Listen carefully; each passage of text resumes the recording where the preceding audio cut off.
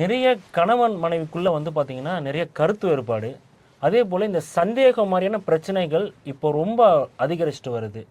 Plus அதை விட கள்ளக்காதல் அப்படின்ற மாதிரியான விஷயங்களும் நிறைய செய்தித்தாளில் நம்ம பார்க்குறோம். இது இப்போ முன்னொரு காலத்தோட இப்போ ரொம்ப அதிகரிச்சுட்டு வந்துட்டு இருக்கு. இதை எப்படி டாக்டர் நீங்கள் பார்க்குறீங்க?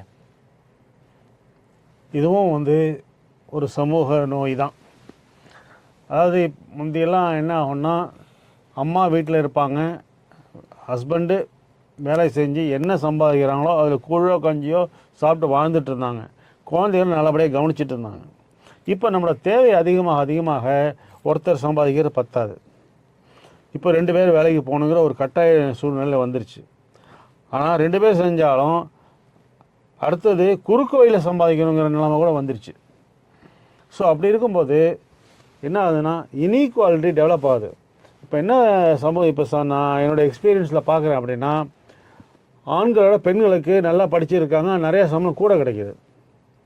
ஸோ கூட கிடைக்குதுங்கும்போது அவங்க சோஷியலாக மூவ் பண்ணி தான் ஆகணும், மேனேஜரை பேசி தான் ஆகணும், பேங்க் ஆஃபீஸருக்கெல்லாம் வெளியில் போய் பார்த்து தான் ஆகணும்.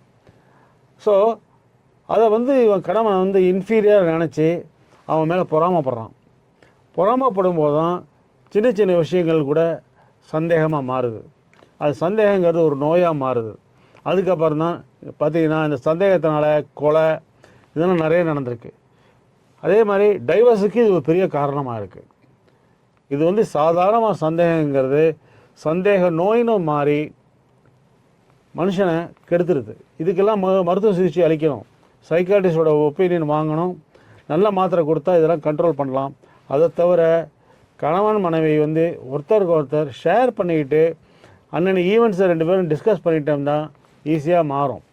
அதாவது டைம் அவுட் அப்படின்னு சொல்லுவோம் இல்லையா, 2 நாள் 3 நாள் வெளியில் போய் இருக்கும்போது ஆஃபீஸ் ப்ரெஷர் இல்லாமல் நம்ம சின்ன சின்ன டிஃப்ரென்ஸை ஓப்பன் ஸ்பேஸ்லேயோ ஒரு கார்டன்லேயோ உட்காந்து கேட்கும்போது டிஸ்கஸ் பண்ணும்போது அந்த பிரச்சனை டைலூட் ஆகிடும்.